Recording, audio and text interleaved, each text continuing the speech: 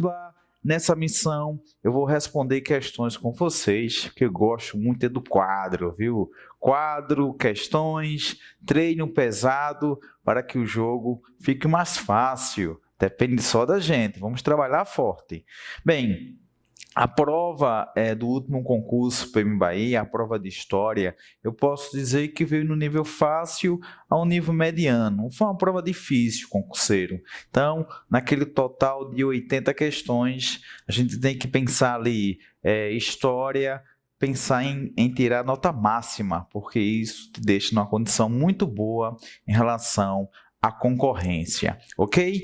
Então, na primeira parte da aula, missão 1, na missão 2, assim como na missão 3, eu trabalhei a sociedade colonial, dando ênfase aos aspectos econômicos, mas também fazendo alusão, e trabalhando também sobre a escravidão, que também se enquadra, em relação à economia. Afinal, o tráfico negreiro gerou exorbitantes lucros para os traficantes, mas também para a coroa portuguesa. Vamos lá na tela, a primeira questão da nossa missão, resolução de questões especiais para o concurso PM Bahia.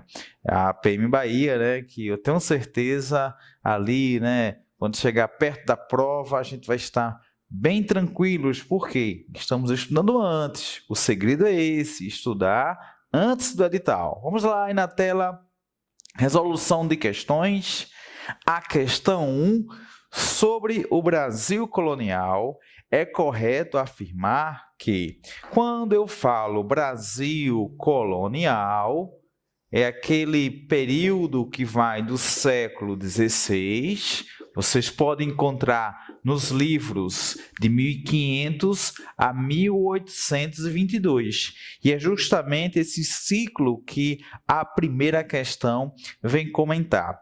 Período colonial, avaliamos a sociedade colonial, essa sociedade que podemos trazer algumas características interessantes que na prova você sempre tem. Na prova da PM Bahia 2017, você teve sim uma questão fazendo alusão a isso. E quando eu falo sociedade, lembrar, essa sociedade é o quê? Patriarcal. Uma sociedade em que a figura masculina tem muita força.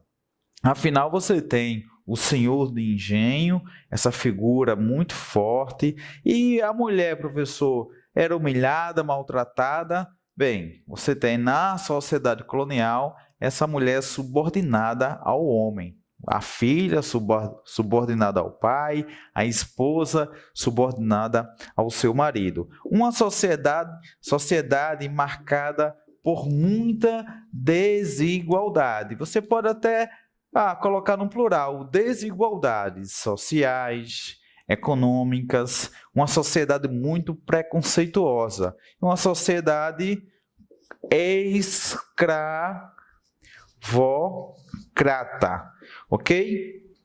Professor, mas essa sociedade, como diz, olha aí a letra A, olha a letra A, sobre o Brasil colonial é correto afirmar que letra A, integração social, política, econômica e cultural era plena. Não, a gente pode definir que é uma sociedade marcada por instabilidades, uma sociedade que você tem também um alto grau, alto nível de violência.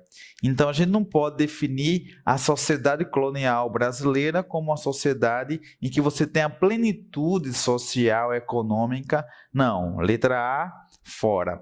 A letra B, o nacionalismo era que motivava os rebelados, colocando-se acima dos interesses locais e regionais. Quando eu falo período colonial, afirmar que tivemos, ou a gente pode aqui citar, movimentos com caráter nacionalista, a gente está sendo bastante precipitado. Afinal, nesse período, o que nós temos é o regionalismo.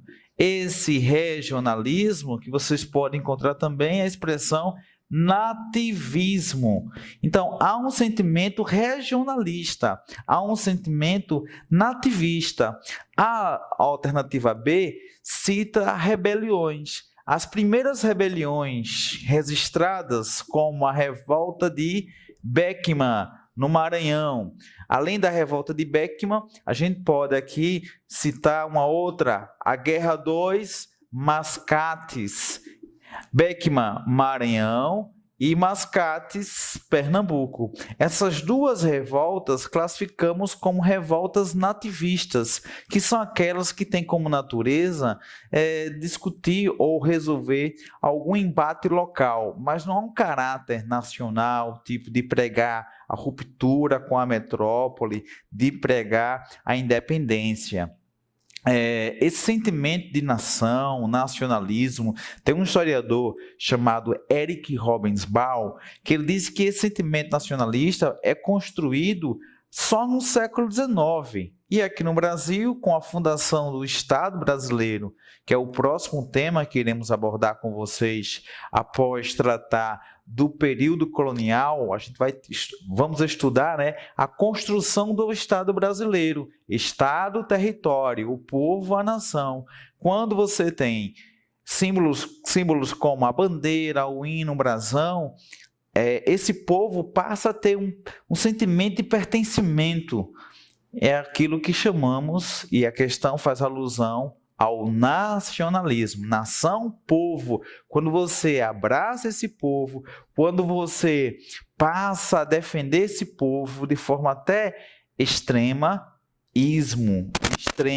exagero, é aqui que você tem o chamado nacionalismo. Então, veja aí na tela, a letra B está falsa. Não é possível falar num período colonial de um nacionalismo. A letra C, a fidelidade dos colonos aos prepostos da metrópole era em conteste, não obstante alguns mal entendidos. Não, a gente não pode afirmar que havia uma subserviência total dos colonos à metrópole. Então, quando diz que era em conteste, não, falsa.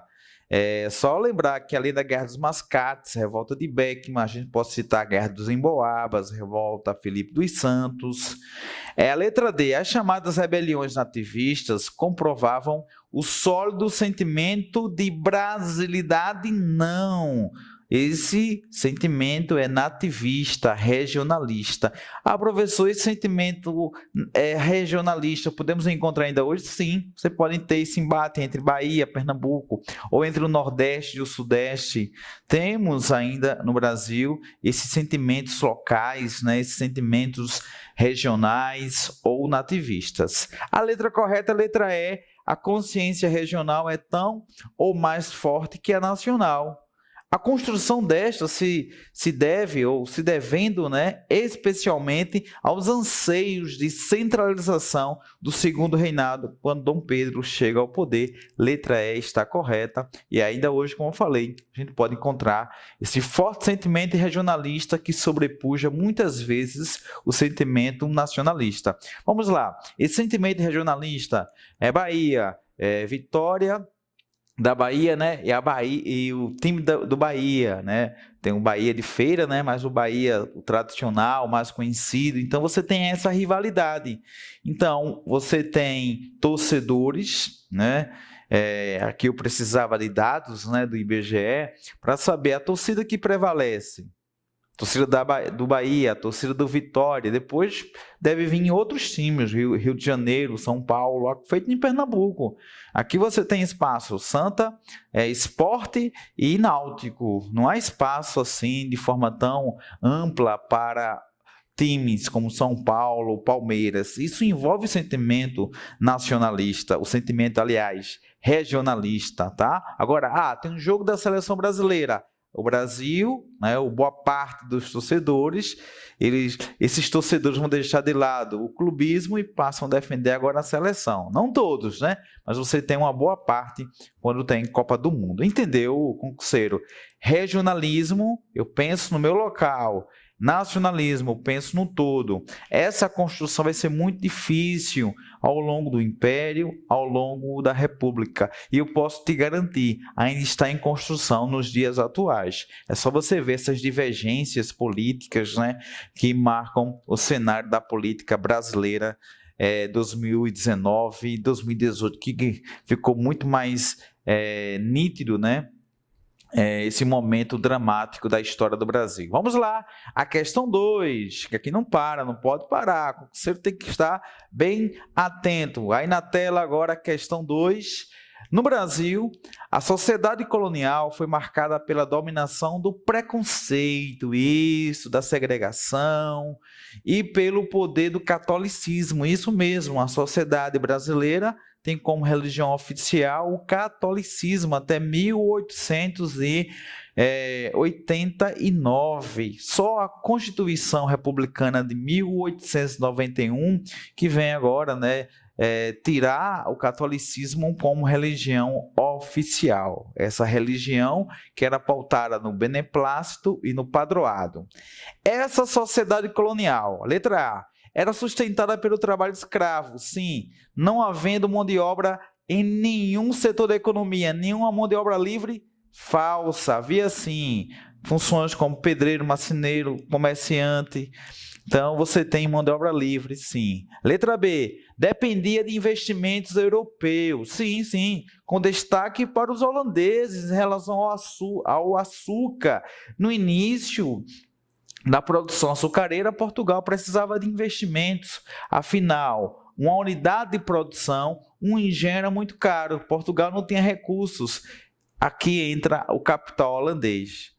Por isso que lá na frente, com a União Ibérica, a Espanha, rival da Holanda, a Holanda é sacada, né, dessa lógica da produção açucareira, da distribuição. A Holanda buscando aí recuperar, ou com o objetivo de recuperar a economia açucareira, invade Salvador, 1624, e depois você tem a invasão a Pernambuco, 1630. Letra B é correta. Vamos ver aí o erro da C.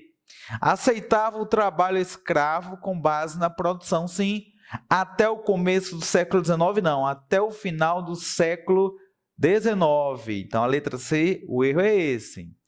Letra D, submetia-se às ordens da metrópole. Sim, até aí está ok. Sem haver rebeliões políticas ou movimentos sociais, não, porque ao longo do período colonial há registros, né, de várias rebeliões. Eu citei a de Beckman no Maranhão, a revolta Filipe dos Santos, Guerra dos Emboabas, Guerra dos Mascates, aquelas com caráter emancipacionistas, Inconfidência Mineira, Conjuração Baiana, Revolução de 1817, essas três têm em comum o quê? O caráter emancipacionista, que é buscar romper laços com a metrópole.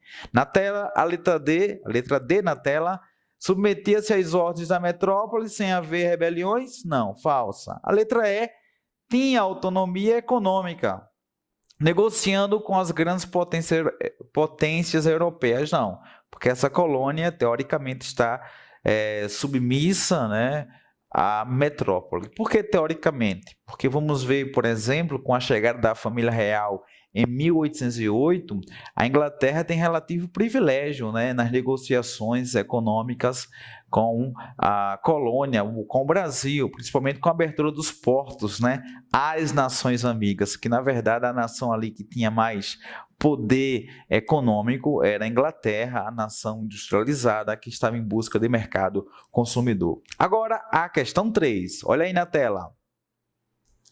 Na questão 3, a primeira estratificação social na colônia brasileira se fundou na cor da pele. Pela cor da pele se distinguiam os senhores dos escravos. A estratificação étnica correspondia exatamente à estratificação social.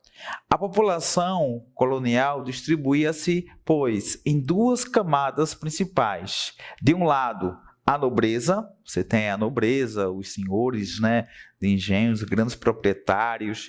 Do outro, a massa civil. Apesar da estratificação é organização, né, social, a distribuição das pessoas na sociedade, havia uma outra forma de diferenciação social entre os próprios brancos na Bahia. Olha só a questão bacana, específica aí para a Bahia. Baseada em quê? Letra A, no nível de riqueza, sendo os brancos pobres comparados aos escravos negros. Não, branco, pobre, livre, tem mais privilégio, claro, né, do que a situação do escravo. Porque o próprio texto fala que a primeira forma de distinção social é a cor. É só você ver ali no início do texto. Então, a letra A está falsa. A letra B, na nacionalidade, visto que os estrangeiros, mesmo brancos, eram impedidos de desembarcar nos portos coloniais dos principais, né, Recife, Salvador, Rio de Janeiro. Não. Porque a condição de branco dá uma abertura boa, né? O respeito. Então, a letra C está falsa, né? A letra C está falsa. É só lembrar da chegada dos ingleses, né? Dos holandeses. O texto quer enfatizar justamente esse preconceito de cor que existia na colônia. A letra C, na condição de gênero, que destinava a vida reclusa nos conventos e mosteiros às mulheres brancas que não se casavam. Olha, calma. Bem, a gente não pode aqui, né, fazer essa associação direta. A mulher branca não se casa, vai para o convento. Não. Claro que por tradição era muito comum os senhores de engenho, por exemplo, né, ter um filho, um vai ser médico, o outro vai estudando na Europa, claro, né? A mulher vai para o convento ou o próprio filho, mas não há uma determinação, não é algo determinista. A questão traz isso, né, alternativa, mas está falsa.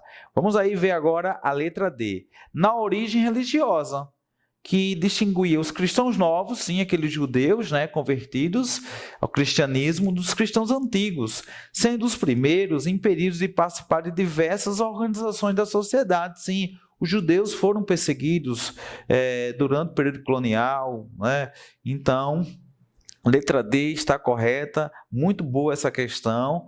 Letra E, no nível intelectual, privilegiando os brancos portadores de educação universitária, que era um número bem reduzido, né? Então, para garantir o ensino superior, o filho teria que ir para a Europa, né? O filho, claro, né, de um poderoso, né, de um senhor, aí, de um nobre, e excluindo da vida pública os brancos que possuíam apenas a educação fundamental. Só que o dilema é que muitos desses senhores poderosos, eles tinham, talvez, né, muitos, a gente pode trazer aqui alguns dados interessantes depois, mas a marca da sociedade colonial é justamente o alto índice de analfabetismo. Então, você encontra muitos senhores de engenho sem saber ler e escrever, tá? Então, não é você é branco, você não sabe ler, você não tem privilégio. Não, você é branco, é dono de terras, tem privilégios. É chamado de homens bons, né? Esses grandes proprietários, ok? Vamos agora para a questão 4, aí na tela, questão 4. Na história da formação da sociedade brasileira, o período colonial, né, de 1500 a 1822, foi marcado por uma diversidade de saberes e hábitos cotidianos que variaram conforme a região. São consideradas como características desse período histórico, exceto, ou seja, pede errado aqui, alternativa incorreta, a letra A. Várias formas de organização familiar, como família extensa, sim, era a marca, né? Essa família extensa, e famílias menores, devido a maneiras diversas de constituição das uniões de casamento, sim, né? Há casos raros, mas há registros também de casamentos entre os próprios escravizados, né? Letra B. A ausência de políticas públicas educacionais e um alto nível de analfabetismo, o que demonstra o quanto esse setor foi negligenciado, sim. Afinal, a educação que prevalece no período colonial é a educação religiosa, né? Através da Igreja Católica, os jesuítas. A letra C. A produção de periódicos brasileiros ilustrados dedicados ao sexo feminino. com dados sobre vestuário, costumes e culinária. Não, a gente não tem esses periódicos registrados que abrem espaço, né? Abrem espaço aí para as mulheres. Afinal, você tem uma sociedade muito patriarcal, uma sociedade que oprime as mulheres, e é a partir do século XX, praticamente, que você vai ter esses movimentos, né? A utilização de revistas, jornais, para que as mulheres possam ter um espaço mais privilegiado na sociedade. Essa luta é muito constante, muito intensa no século XX e permanece ainda hoje, claro, né? A busca por esse empoderamento feminino.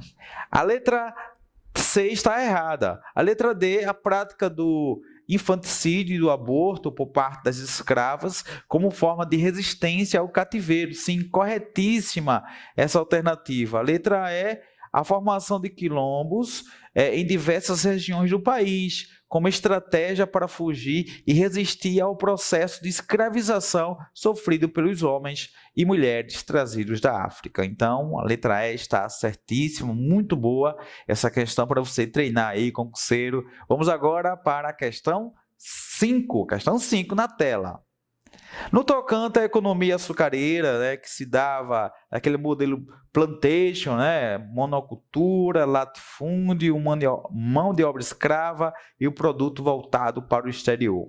Porém, no século XIX, a questão fala sobre isso. Surge, viu, concurseiro, um tipo de açúcar, ou no caso, né, uma sacarosa oriunda da beterraba. Você tem aí um químico prussiano que desenvolve ali no contexto, né, da era napoleônica, uma vez que diante daquele tumulto todo, Napoleão vai ter dificuldades para adquirir, né, o açúcar oriundo aí da cana, então vai ser produzido agora um açúcar oriundo da beterraba. Então isso prejudica muito a produção aqui no Brasil também. Vamos lá, letra A. No tocante à economia açucareira do Brasil, ao longo do século XIX, podemos afirmar que, letra A, praticamente desapareceu. Não, porque continua até hoje, né? Alagoas, Pernambuco se destacando também na produção, São Paulo. Letra B, regrediu consideravelmente. A gente não pode dizer isso, porque, veja, mesmo no século XIX, a economia açucareira em crise, mas deu alta rentabilidade também para o Brasil na balança comercial, tá? Letra C, conheceu um relativo renascimento. Não teve esse up não, né? Na verdade, você vai ter declínio aí de engenhos, tanto que no finalzinho do século XIX, do lugar do engenho, vem a usina, graças ao fim da exploração em grande escala de metais preciosos. Também essa relação, metais preciosos, produção açucareira também não. Claro que com o surgimento, a exploração, né, das minas, você vai ter o declínio dessa produção açucareira, uma transferência até mesmo da capital, Salvador para o Rio de Janeiro, justamente diante dessa dinâmica, né, a partir do século XVIII. Mas o açúcar continua com como um papel aí importante, né, com um papel decisivo também para a economia do país. A letra D ficou estagnada, acompanhando o baixo nível das atividades econômicas em declínio após o fim da exploração de metais preciosos. Essa relação, como eu falei, não é possível fazer. Letra E, regrediu consideravelmente devido à concorrência antilhana, sim, e à introdução do açúcar de beterraba na Europa. A letra E é a correta. Mesmo com esse declínio, não esqueça, a produção açucareira continuou sendo importante para a balança, para os negócios, né, envolvendo o Brasil e outros países. Inclusive até hoje, né, se você pegar alguns estados, o açúcar, a produção açucareira continua com um índice muito importante no PIB estadual, mas até mesmo no PIB nacional, ok? Vamos aí para a última questão dessa missão, a questão 6.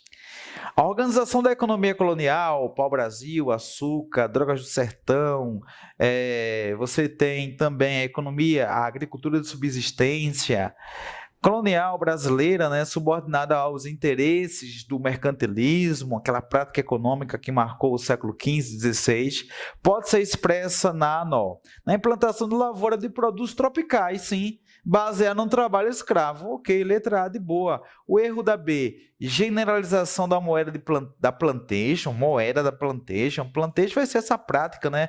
Esse modelo fundamentado aí no latifúndio, mão de obra escrava, monocultura falsa. Letra C, desvalorização da atividade agrícola. Não, até hoje o Brasil continua um país, né, com essa agroindústria, né? Porque hoje você tem práticas agrícolas, o chamado agronegócio, mas as atividades agrícolas continuam fortes em nosso país. Letra C, fora.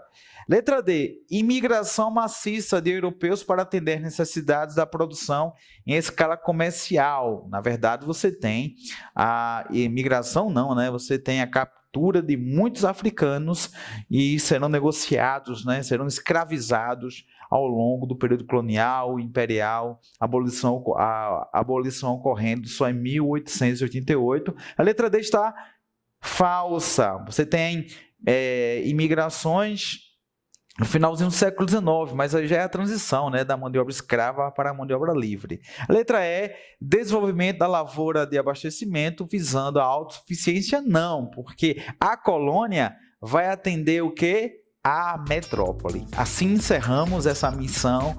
Eu espero que você tenha gostado. Vamos trabalhar com intensidade e, mais uma vez, muito obrigado pela confiança, pés no chão, humildade, disciplina, que eu tenho certeza que você vai conseguir essa aprovação. Pode contar comigo, viu, concurseiro? A jornada só está começando, porque vamos trabalhar forte para que você possa, se Deus quiser, se dar muito bem. Concurseiro disciplinado será aprovado.